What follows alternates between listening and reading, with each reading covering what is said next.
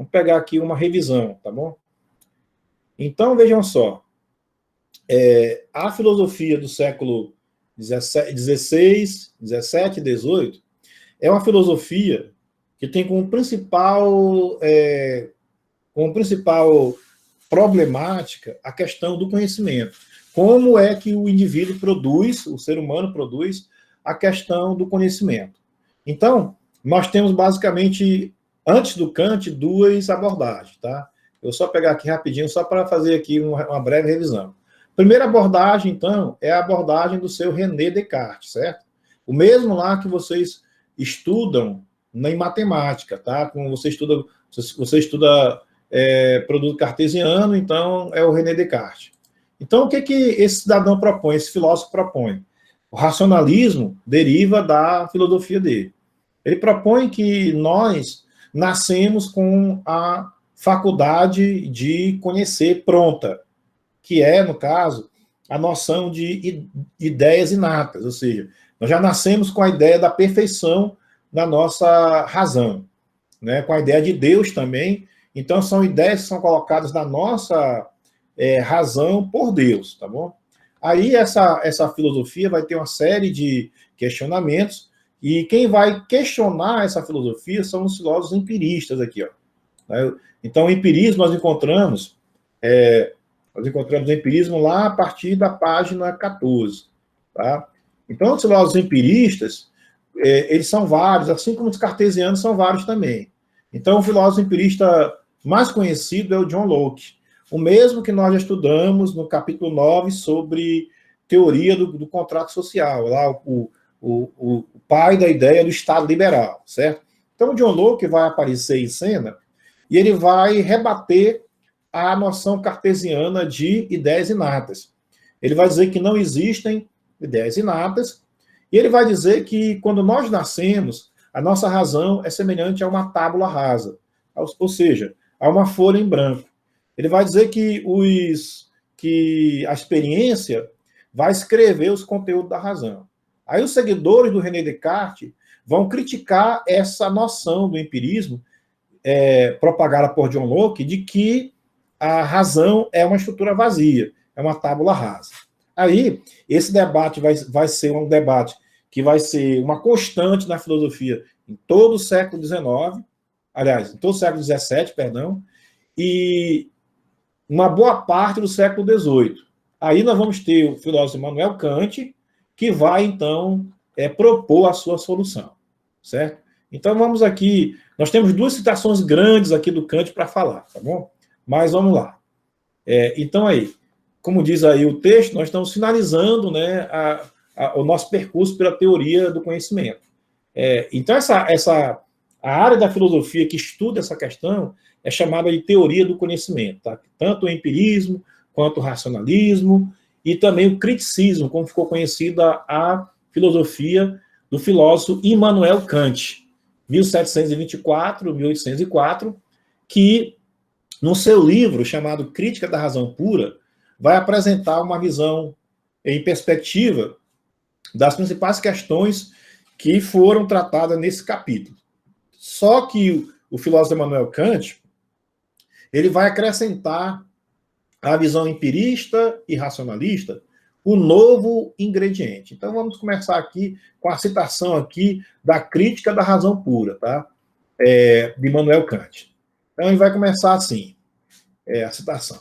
Que todo o nosso conhecimento começa com a experiência, não há dúvida alguma.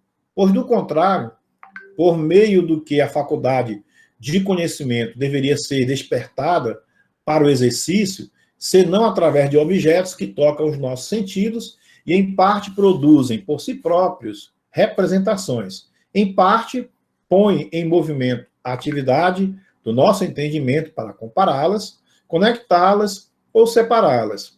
E, desse modo, assimilar a matéria bruta das impressões sensíveis e o conhecimento dos objetos que se chama experiência. Segundo o tempo, portanto, nenhum conhecimento em nós precede a experiência e todo ele começa com ela. Então, nós observamos de cara nessa citação que o filósofo Kant concorda com os empiristas de que o conhecimento começa com a experiência. Tá? Então, ele já tem uma concordância com os empiristas.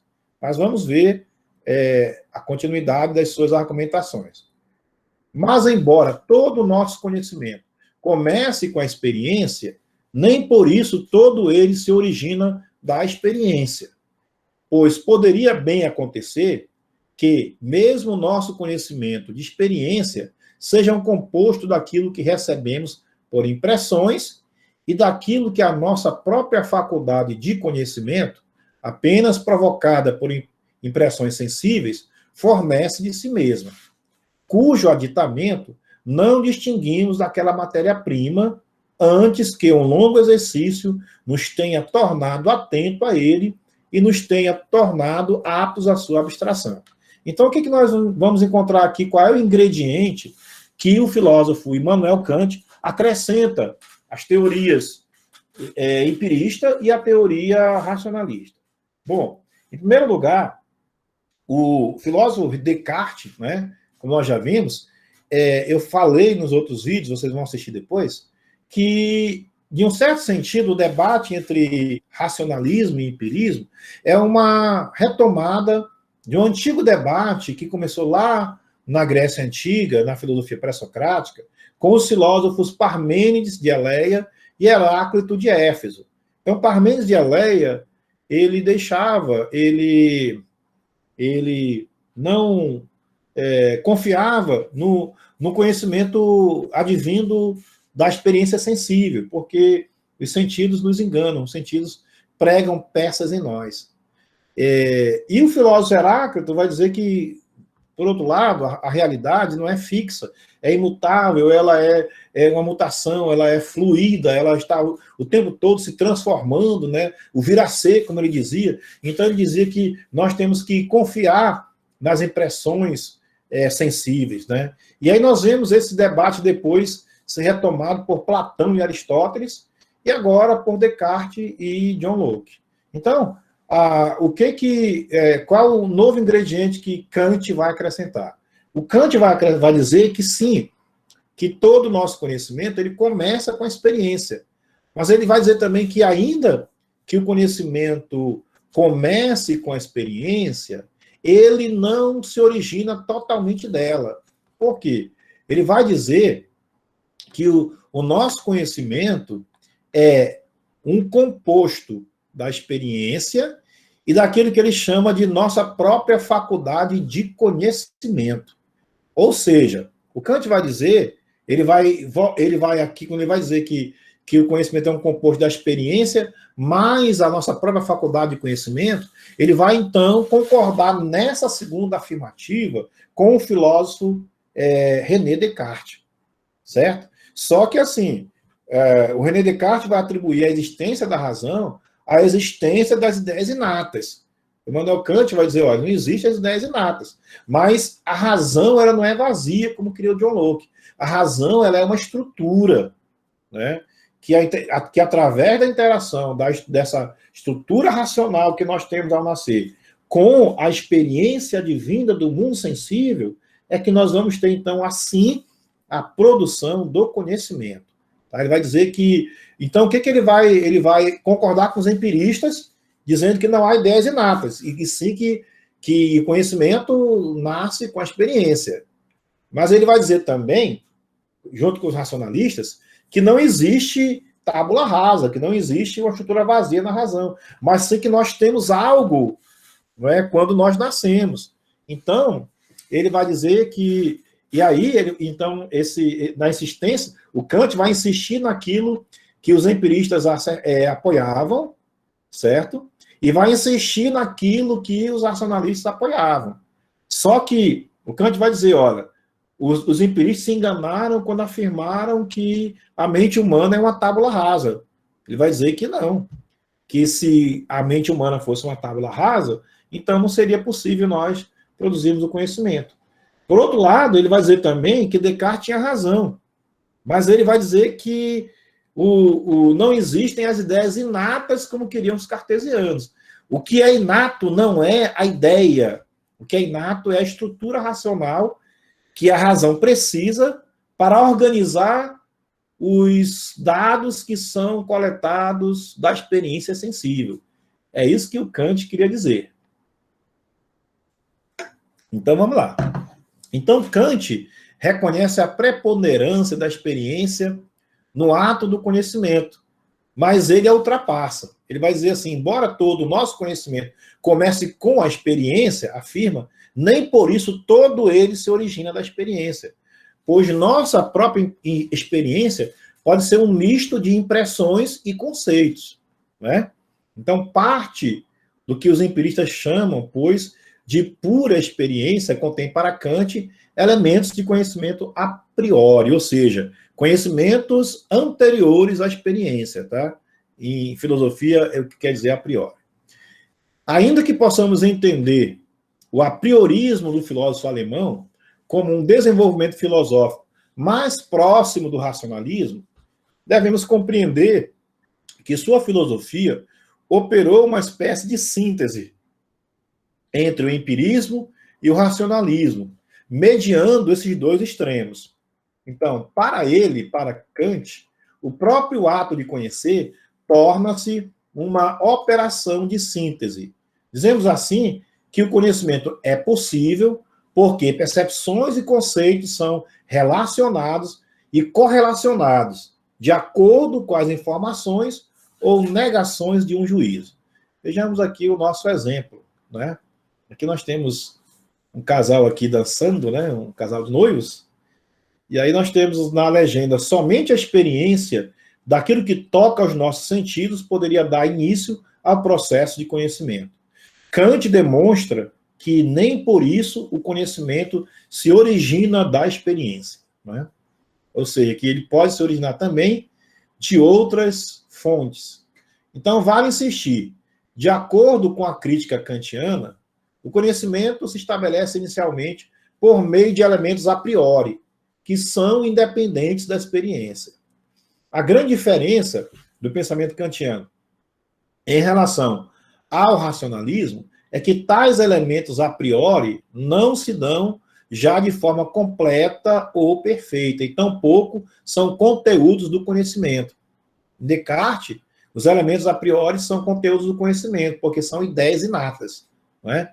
Os elementos a priori são, na verdade, entendidos por Kant como formas do conhecimento, que recebem o seu conteúdo da experiência. Então, pode-se dizer que a forma não é em si um conhecimento, como as ideias inatas dos racionalistas, mas a capacidade de conhecer a experiência, que por si só não basta, diferentemente do que diziam os empiristas.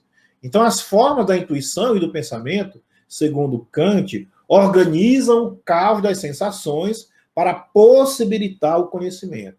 Então, é dessa forma que dizemos que a razão está determinada por leis imanentes ao pensamento, ou seja, por leis próprias do pensamento, pelas formas e funções a priori da consciência, ou seja, formas e funções que são anteriores ou independentes da experiência, ok?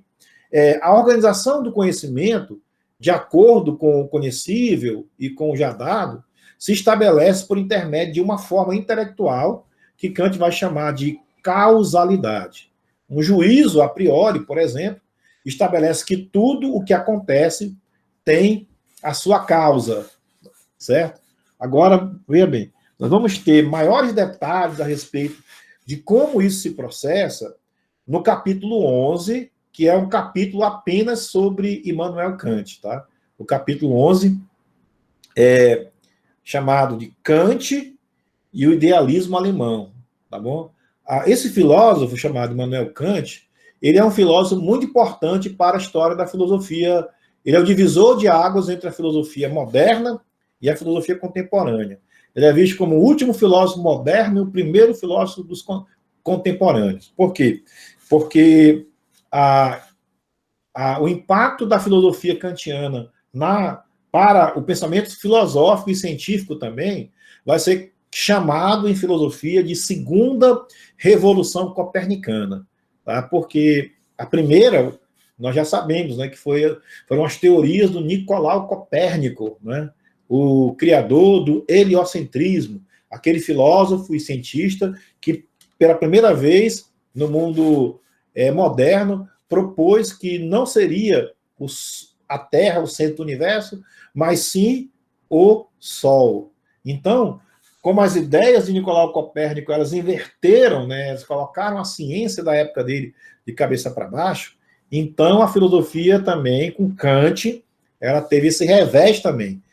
O Kant colocou a filosofia às avessas, quando ele lançou a sua primeira obra, Crítica da Razão Pura. E ele não parou só com essa obra aí, não. Essa obra é a principal obra dele, mas essa obra é a primeira. Tem uma outra obra, que é Crítica da Razão Prática, e uma terceira obra chamada Crítica do Juízo, é a trilogia dele. E uma dezena de obras menores. Mas ele é muito conhecido por essa trilogia aí, as três críticas. Crítica da Razão Pura, Crítica da Razão Prática e Crítica do Juízo. Então, essas ideias todas que ele vai lançar na sua obra Crítica da Razão Pura, vai ser conhecida como Segunda Revolução Copernicana, ok? E vai influenciar não só a filosofia, tá? Vai influenciar outras áreas do saber, principalmente a psicologia, tá? Porque a psicologia, ela é uma ciência, né, que trabalhou muito durante boa parte da sua existência com a questão científica de como é que o homem produz o conhecimento, né? Então, tem um cientista aí, muito conhecido dos professores, né, que é o Jean Piaget, um psicólogo suíço, que formulou a sua teoria do desenvolvimento humano toda em cima, baseada no fundamento da teoria kantiana. Então, chegamos assim, nesse momento, ao final da nossa aula. Eu vou interromper aqui a gravação.